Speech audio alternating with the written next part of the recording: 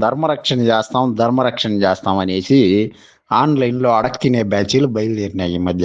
ఎప్పటి నుంచి అంటే ఇది ఇప్పుడు కొన్ని సంవత్సరాల నుంచే, ఒక 7-8 సంవత్సరాలు, ఒక 10-15 ఏళ్ళు ఈ సోషల్ మీడియాలు అనేవి వచ్చినప్పటి నుంచి, ఈ ఫేస్బుక్, యూట్యూబ్, ఇన్స్టాగ్రాము ఇట్లాంటివి వచ్చినప్పటి నుంచి ఈ ధర్మరక్షణ చేస్తామని అడక తినేటువంటి బ్యాచీలు బయలుదేరినాయి. హిందూ సంస్థలం మేము అని చెప్పుకొని ఆన్లైన్లో అడుక్కుండేది డబ్బులు అమాయక ప్రజల దగ్గర.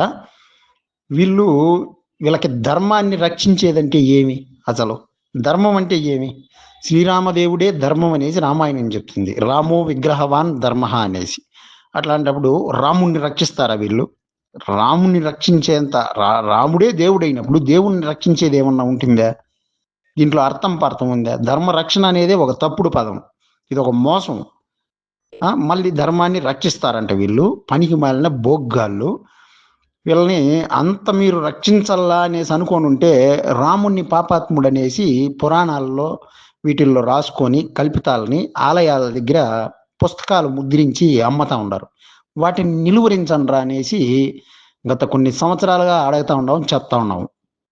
వీళ్ళు డబ్బులు తీసుకొని దొబ్బి తినేసి విలాసాలు చేసుకొని టైం పాస్ చేసేది తప్పితే వీళ్ళకి ధర్మం పట్ల, ధార్మిక శాస్త్రాల పట్ల, దేవాలయాల పట్ల, ఈ సమాజం పట్ల ఏమాత్రం అవగాహన లేదు. వీళ్ళందరూ దొంగలు.